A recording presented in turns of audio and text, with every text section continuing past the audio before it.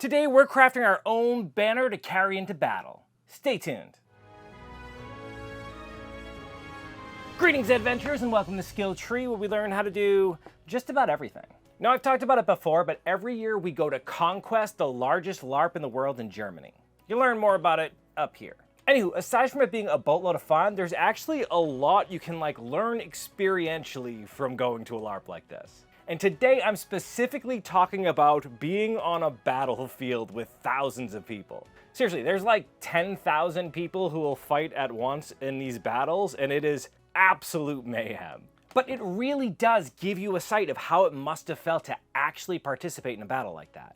And also sheds light on how difficult some of the most seemingly simple things would be, namely staying together. When you've got all of these people fighting in a shield wall and archers behind them and stuff, it's so easy for you to split up trying to find a better position, and next thing you turn around and everybody is gone and you are alone. And there, you learn the importance of flags. Every company that has a big flag, it was so easy to stop and look and be like, well, we were closer to that red one over there, so I'm just gonna go in that direction and hope we stayed close. Now, Conquest is only weeks away, and we do have our own encampment, the Kingdom of Dendronia. And since we do go out to battle, it was requested that we make such a banner for ourselves. So that is today's episode. Today I'm going to be trying my best to make a banner for Dendronia for when we go into battle. But you know what? Even if you're not participating in glorious battle, sometimes it's fun just to make flags. You never know when you need one. Alright, so first things first, the design that we're using is this one here that Maddie made for us. It's going to be made to go on this T-shaped pole that somebody in our community's already put together. Now the material that we're using is, I believe, cotton. It's this here. I'm not positive actually because Maddie got it for me and dyed it this color while she was house sitting for me. If I'm wrong, she'll put it here, I'm sure. Whatever this is. Anywho, she was also nice enough to basically pre-cut it to size, being about 5 foot by 2 foot 8 inches-ish. Of course, if you're making a banner, make it whatever size you need, it's your world. Now, in the past, I've made a banner. You can actually check out that episode here, where you take a bunch of different pieces of cloth and sew them together to make the flag. I didn't want to do this for two reasons. One, I like to try new techniques on this show, so I wanted to try something new. But two, the poor person who has to carry this big old banner on a big old pole does not need the extra weight. It is a long, hot day in the field if you're doing that. So yeah, name of the game here is light, as light as we can make it. But seeing as it's already dyed and washed and therefore pre-shrunk, we're just gonna go right ahead and start ironing this thing flat. Now you'll notice that there's this line kind of coming through the middle. This is just where it was folded. For some reason, it looked like it took a little more color on that crease, and I'm super here for it, actually. It's perfectly in the middle, and it's gonna help me throughout this entire process, keeping everything straight. In fact, using that, I measured all the way down to right where the banner starts to come in. If you look at the picture here, you'll see the bottom is kind of with the little pendant shape here. So I'm basically bringing a line down right to where that pendant starts. Then I found the easiest way to get that shape is actually just to fold those corners right up into that middle line, giving me a perfect little triangle here. To add a little extra flavor to it, I just use this French curve here to add a nice lazy curve, finishing it off with a straight edge going right down to that tip. After marking up both sides, I just pin them together so it stays still, and use my cutting wheel to cut away the excess fabric. This left me with this nice shape that starts with an arch and kind of ends in that peak. Not unlike the image. I'm really shooting to try to make this as close to the image as possible. Alright, next I needed to clean up the sides because it had already started to fray. To do that, I just measured out from the middle, aligning my straight edge with where I wanted that cut, and then again use my little cutting wheel here. Just a heads up, you're gonna see me going in every time I use that cutting wheel back with scissors. I need a new blade on that thing. I'm pretty sure I used it in ways I wasn't supposed to last, and it's super dull at this point. Don't work with dull blades, kids. It's a really bad idea. Now, when making this flag, it really makes me think. When you're out there dealing with the rage of battle, sometimes you need to take a step back. Calm down, take a break. Luckily, in just those moments, today's sponsor, Fume, can help us relax. What is Fume, you say? I'm glad you asked. It is a flavored air device which does exactly what it says on the tin, flavors the air. The way it works is you basically get these flavor cores that you can put inside of it, so that when you take the air into your mouth, it tastes like said flavor core. They're really great. And I have all of them. I love them so much. They're all really good, but orange vanilla is continuously my vibe. So good. Anywho, Fume has no vapors, no smoke, no batteries to replace. Not only that, and more apt for me, it is made with the fidgeter in mind. It's got the satisfying little clickiness to it, a really great way to like flip around in your hands. And you can even buy these little rubber toppers that make it seem kind of chew on it, which is great for me. Anyways, I genuinely use mine a whole bunch. It's part of my everyday carry, and it's just kind of nice to have. Anywho, if you want to give it a try, you are in luck, because for a limited time, if you order the Journey Pack using my code SKILLTREE, you get a free topper, which again is just that fantastic little chewy accessory. So just click the link leading to tryfume.com/skilltree or check out the QR code there and use the code SKILLTREE to get yours today. But okay, at this point we have this thing cut to shape, but I have a bit of a problem because you can't just cut fabric like that. It's gonna start to fray again. We need to go ahead and lock those edges in. Now, normally whenever I'm working with fabric, I found the easiest thing to do is actually just kind of fold those edges in, iron them flat, and then just run like a running stitch down them to lock that in place. But again, I want to try something new, some stuff I hadn't done yet before. So I decided I wanted to use a stitch to sure up those edges. I think it's usually done with a machine called a serger, which seals up that edge and cuts away the excess so it's perfect. I don't have one of those though, but the internet is a thing, so I learned that you could actually use this little zigzag one here to do roughly the same thing if you're real careful or have the right foot. I don't have the right foot, by the way, so we're gonna rely on careful. So when you're doing that zigzag, your needle is gonna end up in two places, because you know it's a zigzag. The trick here is to make sure that in one position, the needle just barely misses the fabric, and then the other position, of course, is right on the fabric.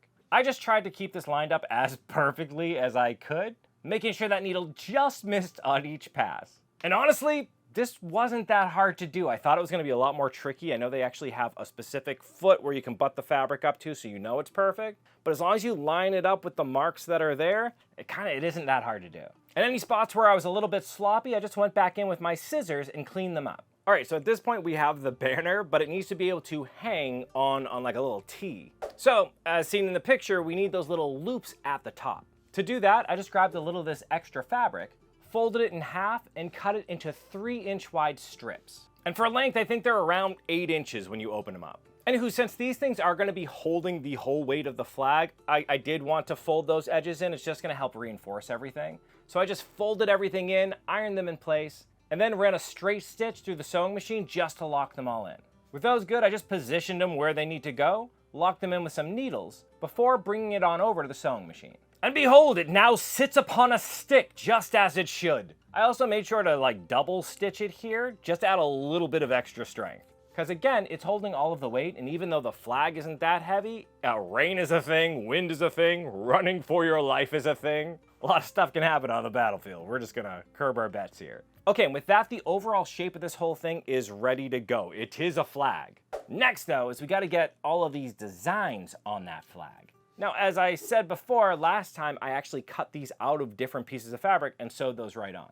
This time though, we're doing something easier / harder, depending on how your skills are. Basically, we're painting it. We're using fabric paints. And I say easier / harder because if you have something like a Cricut machine or whatever, cutting out those shapes in fabric and then sewing them in place, probably pretty easy. But because of the scale of this thing, I actually end up having to freehand most of this, which is significantly harder, it turns out. But for the main part of it, our actually Dendronia symbol, I did go ahead and use my laser to make a stencil, just to keep my life easier. To position it, I just again used that center line to make sure everything was perfect. And then tape the hell out of the thing so the fabric wouldn't move around on me underneath it. Now the paint we're using is a brand called Jacquard Textiles. Logo here. They're really great, though a lot thinner than I thought. And that's my fault, I didn't read the directions. So the first thing I tried to do actually was to put the paint into my air gun and then just spray over the stencil. I thought this was quite smart, and I'd be done just lickety-split.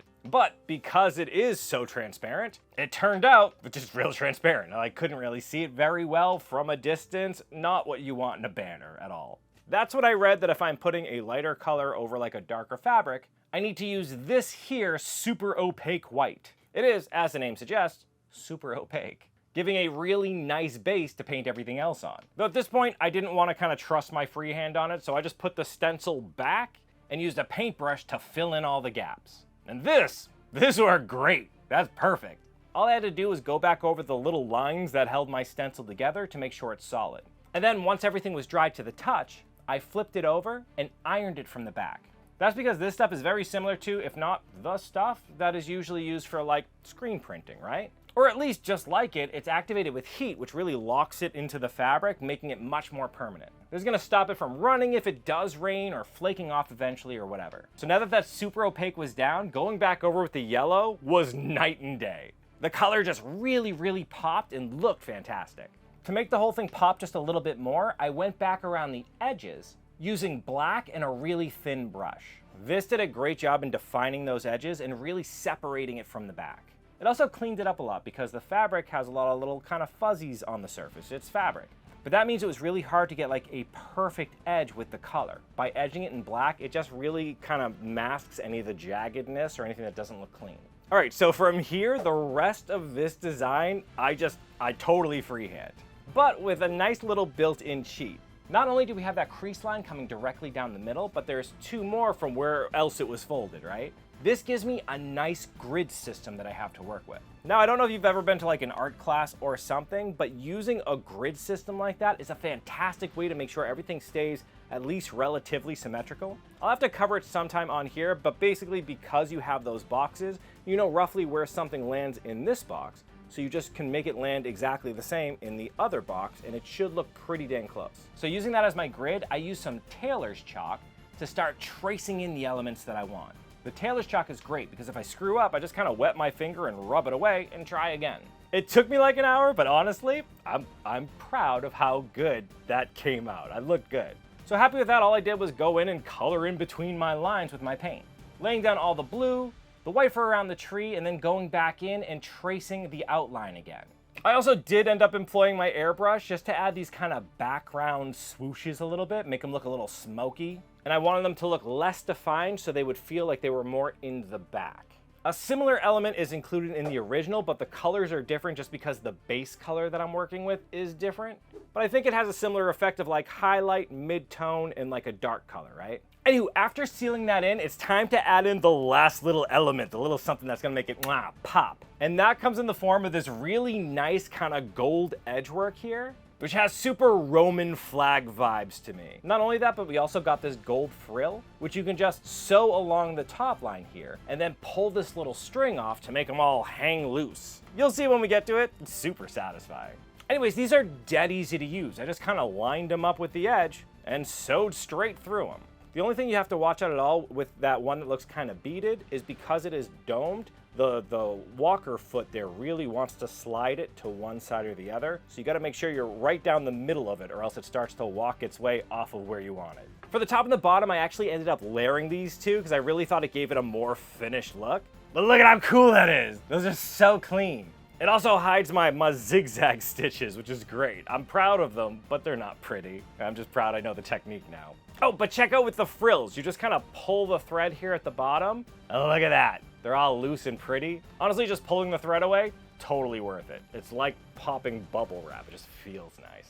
And there you have it, the battle standard of Dendronia. I love being able to make stuff for the community that we'll actually use. Like that's gonna come to Germany with me. We're gonna use it in the battlefield. Also, I learned a whole bunch of fun stuff. How to finish seams, how to add like paint to fabric, laying out things in large scale so they all come together and look cohesive. It's a really simple one, but you actually learn a lot from this project. So let me know what you think. What would you add to your own battle flag, or how would you make it? Maybe if you make it out of like a silk or something, it can really flow in the wind, though I don't think you want to with this particular pendant kind. I don't know. Also, let me know, while I was making this, I had an idea that it would be fun to eventually come up with a system on the battlefield of like semaphore, like different flags we can turn around to for different troop movements and stuff. I think that would be so much fun. Now, if you like what we did here today, I want you to consider giving us some of that like and love, and don't forget to subscribe. It really helps the channel out. Also, again, a special thanks to Fume for sponsoring this episode. They've been a really great, consistent sponsor for us, and again, I really do love their product, so definitely check that out. All right, that's all I got. We've got like 3 weeks until Conquest, and I have so much stuff to make. I am not ready. In the meantime, keep leveling up, you. You've made it to the end screen. YouTube loves it when you do that. It's a fantastic way to support this channel. Another great way to support this channel is by joining these people's noble ranks. These are our Patreon members, and we can't do this without them. Our Patreon members are the only way we can actually afford to keep doing all this stuff, so we really do appreciate your support. A special thanks to our newest high-tier Patreon member, Azuria Milici. Super probable I got your name wrong. Please do correct me if I did. And a massive thank you to our Grand Master tier Patreon members, Ghetto Medic, Just a Guy from the Southwest, Wild Fox 99, Froggy, Dragon Designs, and Yuri Sashro. Again, we really can't thank you enough for the support you give. We appreciate it so much, you have no idea. If you'd like to support what we do here, you can consider joining the Patreon too. Or you can check out one of these videos that YouTube thinks you'd like, and honestly, that helps a lot too. Okay, I gotta go. My ADHD brain has really latched on to Semaphore now. We're definitely not using it this year, but now I must know everything about it.